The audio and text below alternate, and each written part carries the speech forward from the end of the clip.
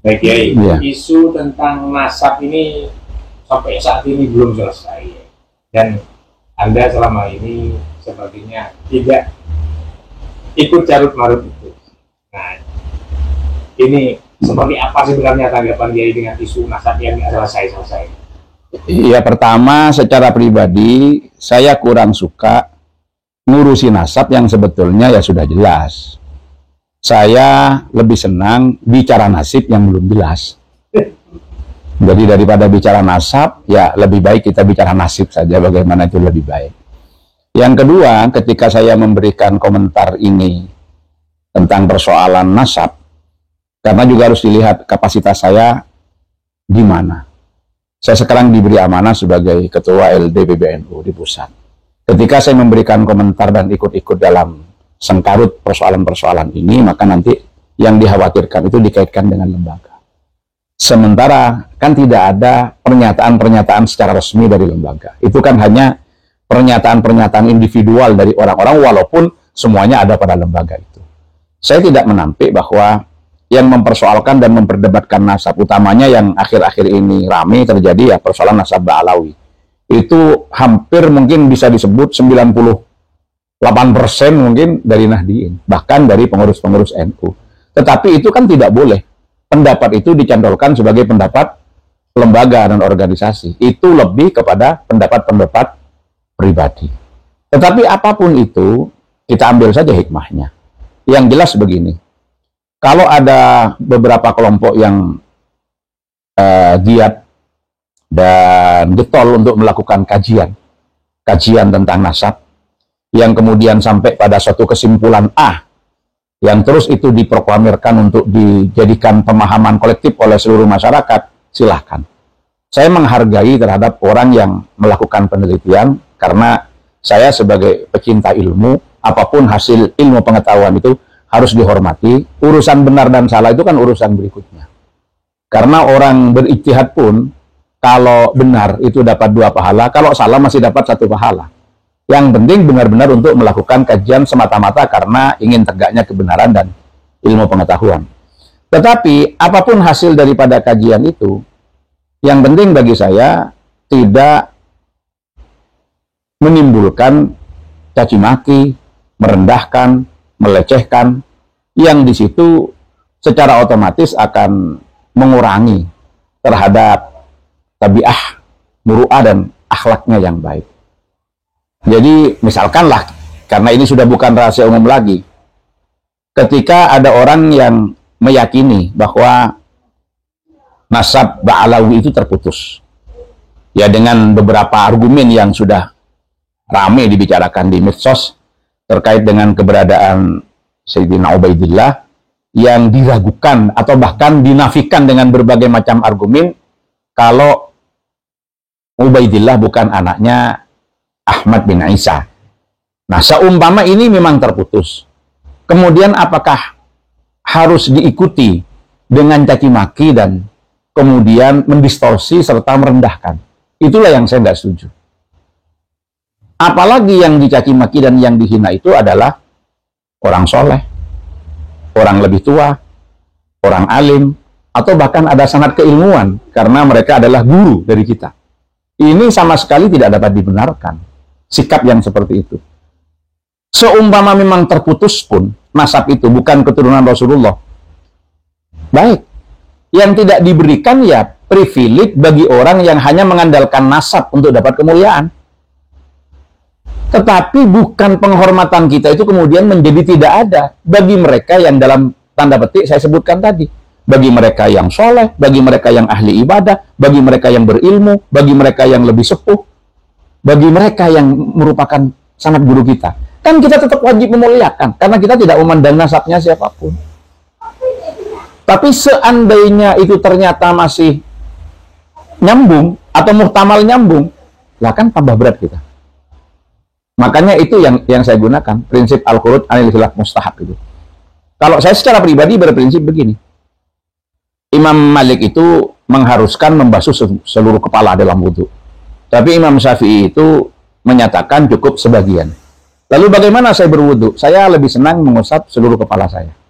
Karena ketika saya mengusap seluruh kepala saya, maka saya tidak keluar juga dari pendapatnya Imam Syafi'i. Saya juga masuk ke pendapatnya Imam Malik. Itulah yang disebut dengan al-khuruj anil khilaf mustahab. Seperti itu. Jadi dalam konteks seperti tadi, maka yang kita ambil, sikap saya akan tetap menghormati. Mau ba'alawi atau mau bukan, apabila dia orang berilmu, dia orang soleh, dia orang yang lebih tua, apalagi masih ada sanad keilmuan dengan saya karena saya berguru. Saya akan tetap menghormati. Apapun itu, saya tidak peduli nasabnya seperti apa. Min dzurriyyatin Nabi atau bukan. Dan saya juga tidak akan menghormati berlebihan kepada orang yang di luar tadi. Tidak ada ilmu yang tampak, tidak ada ibadah dan kesolehan yang dapat kita lihat, serta tidak ada sanad keguruan, serta juga tidak lebih tua dari saya. Hanya dengan mengandalkan nasabnya, dia kemudian mengagung-agungkan dirinya sendiri dan meminta privilege. Itu tidak akan pernah saya berikan penghormatan yang selayaknya seperti orang-orang tadi. Jadi bagi saya nggak ada bedanya. Mau dia nasabnya nyambung, mau tidak, itu bukan urusan. Karena itu kan urusan pribadinya. Toh ini bukan persoalan usuluddin kok. Orang mau percaya sama nasab, tidak percaya sama nasab, itu kan tidak mengganggu keimanan dan akidah. Daripada kemudian kita masuk ke wilayah ini, yang terjadi adalah fitnah, yang terjadi adalah perbuatan-perbuatan yang cela-mencela, caci memaki, dan kadang-kadang ada yang lupa. Karena kadung terbawa dengan keyakinan itu, akhirnya dia lupa semua Ba'alawi dicaci maki, dihina. Padahal ada yang dari Ba'alawi yang soleh, ada yang dari Ba'alawi yang pernah susunan auratnya kita amalkan, seperti Rotibul Haddad yang memang sudah bisa kita amalkan, misalkan Rotibul Atos dan lain sebagainya. Ada yang dari Ba'alawi itu kitabnya yang kita baca, kita ajarkan di pesantren. Itu mau kemana akhirnya? Makanya disitulah silakan perdebatan dilakukan, tapi jangan merubah akhlak. Nah, kalau saya secara pribadi, saya lebih baik bersikap seperti itu. Saya termasuk orang yang cukup mengikuti, walaupun tidak kemudian terjun. Iya.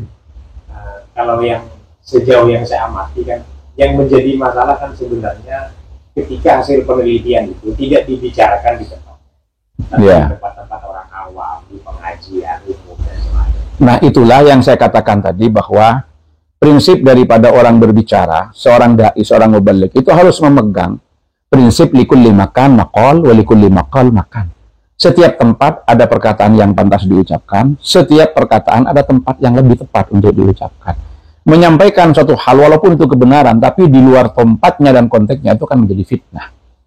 Sehingga itulah yang saya katakan tadi. Silahkan kalau melakukan kajian, tapi jangan menimbulkan keresahan dan kegaduhan di tengah-tengah masyarakat yang merusak hubungan orang tua dengan anak, hubungan yang lebih muda dengan yang lebih tua, hubungan antara murid dengan guru. Itu kan menimbulkan mafsadat yang lebih besar daripada sekedar manfaat yang ditemukan. Kalau tujuannya adalah untuk menghentikan langkah oknum dalam tanda petik yang hanya mengandalkan nasab tanpa punya prestasi-prestasi yang lain baik di bidang keilmuan ataupun bidang ibadah, kemudian minta dilayani, silahkan. Itu bisa digunakan untuk menghentikan tindakan-tindakan yang tidak baik dari mereka. Tapi jangan digebiar ulah. Jangan masuk kepada semuanya. Dan nampaknya kalau saya melihat sekarang ini, itulah yang dilaksanakan oleh para kiai-kiai yang tidak banyak komentar. Mungkin sampean melihat akhir-akhir ini di Lirboyo, di Peloso, di Sidogiri, di Sarang, dimanapun, dalam upaya untuk seperti itu. Bukan berarti kita tidak mengangkat ulama Nusantara, kan itu kan sudah bisa dipertanyakan karena kita bagian dari ulama Nusantara. Tapi kenapa kalau ada acara hampir rata pesantren-pesantren besar sekarang ada kiainya, ada habibnya. Mau di Sukorojo, mau di Kiai Holil di Wali Songo, mau di mana ada kiainya, ada habibnya, ada kiainya. Ini sebetulnya adalah pembelajaran kepada masyarakat bahwa kita tidak akan pernah berhenti menghormati.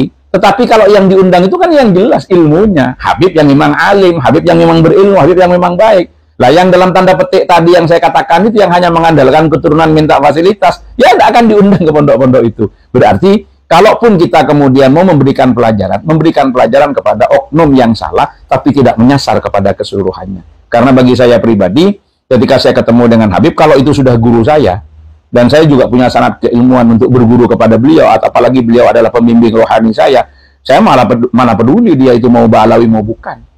Maksud saya mau keturunan Rasulullah mau bukan gitu loh. Karena saya menghormatinya bukan karena itu, karena ilmunya, karena ibadahnya gitu. Ya dalam tanda petik ketika dia sudah yakin pasti Ba'alawi dan yakin keturunan Rasulullah, tapi kemudian berpolah dan minta dihormati padahal tidak ada prestasi di bidang keilmuan, di bidang kesolehan, di bidang spiritual, ya tidak dulu lah. Itulah yang kita ajarkan kepada masyarakat. Saya kira tidak perlu untuk diperpanjang hal yang semacam ini. Pesan-pesan dia mungkin tentang isu nasab itu, pesan untuk masyarakat dan pesan untuk netizen yang kemudian mungkin mereka silakan kalau mau masuk pada wilayah ini, tetapi harus didasarkan kepada ilmu. Jangan orang yang tidak punya ilmunya ikut berbicara. Itu yang akan menjadi malapetaka dimanapun. Orang yang ikut komentar padahal tidak tahu dasarnya, sehingga yang timbul suudzon dan lain sebagainya. Apapun hasil keyakinan dari setiap orang yang mendengar, mengkaji, mencari dan meneliti, jangan merubah akhlak. Nggak ada perlunya. Inti daripada ilmu itu adalah akhlak. Ilmunya didapat tapi akhlaknya berubah. Kan bukan lagi sebagai muslim yang baik. Ingat, muslim yang baik itu yang pertama salimul aqidah. Akidahnya selamat. Yang kedua sahihul ibadah. Ibadahnya benar. Akidahnya selamat, ibadahnya benar. Yang ketiga adalah matinul khuluq. Akhlaknya baik. Jadi akidahnya benar tapi akhlaknya jelek.